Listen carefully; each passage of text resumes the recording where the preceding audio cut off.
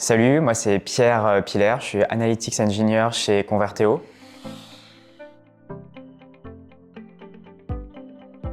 Du coup, l'Analytics Engineer, c'est un poste qui est au carrefour entre la data analyse et le data engineering. Il prend un peu de la data analyse sur la partie BI, dashboard, connaissances métiers, et la partie data engineering sur la partie production de pipeline et transformation, modélisation de la donnée. Et moi, ce que j'aime dire, c'est que c'est un poste qui vient amener de la connaissance métier dès les premières étapes en fait, de traitement de la donnée, donc dès l'ingestion et les premières étapes de transformation. Et ça, c'est hyper important parce qu'on va pouvoir avoir la finalité de l'utilisation de la donnée dès les premières étapes de traitement.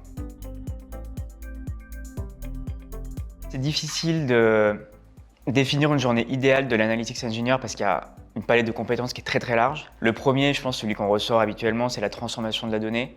Généralement, ça se fait en SQL, parfois en Python, mais c'est très rare. Et les outils clés là-dessus, c'est DBT, qui est à l'origine du terme Analytics Engineer. Un autre domaine de compétences qui est clé à mon avis, c'est toute la partie data governance, data quality et DataOps en général. Donc là, généralement, on va utiliser Git, on va utiliser Docker. Et la dernière partie, c'est plus la partie métier. Comme on l'a vu, c'est hyper important de connaître la finalité de la donnée qu'on met à disposition. Et donc, il faut être curieux sur les enjeux, les besoins, les problématiques du métier qu'on sert pour pouvoir investir le traitement de la donnée par les connaissances métiers qu'on a. J'ai fait le bootcamp DataBird donc pour être data analyst. J'ai enchaîné sur quelques missions de freelance via le réseau d'Alumni. J'ai fait une première vraie mission chez Monoprix de 6 mois pour vraiment comprendre ce que c'était que ce métier de data analyst, mettre en place ce que j'avais appris. Et puis après ces 6 mois, je suis rentré chez Converteo. Donc je suis rentré sans vraiment moi-même savoir où je mettais les pieds. Et petit à petit, la transition, elle s'est faite au fil des missions que j'ai eues chez Converteo. Et à chaque fois, j'ai découvert, on va dire, un bout de la palette.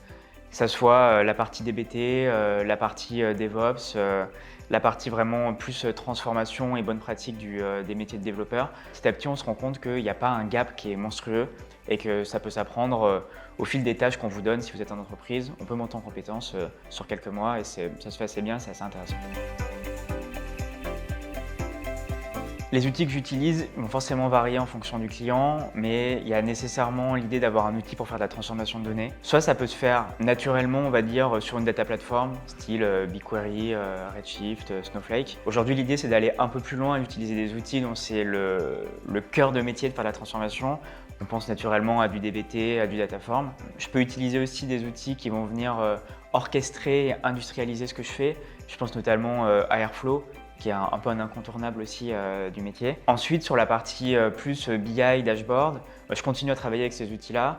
Ça va dépendre encore une fois des clients, mais généralement, on parle beaucoup de Tableau, de Power BI. Nous, on utilise beaucoup Looker Studio aussi, qui est la suite Google.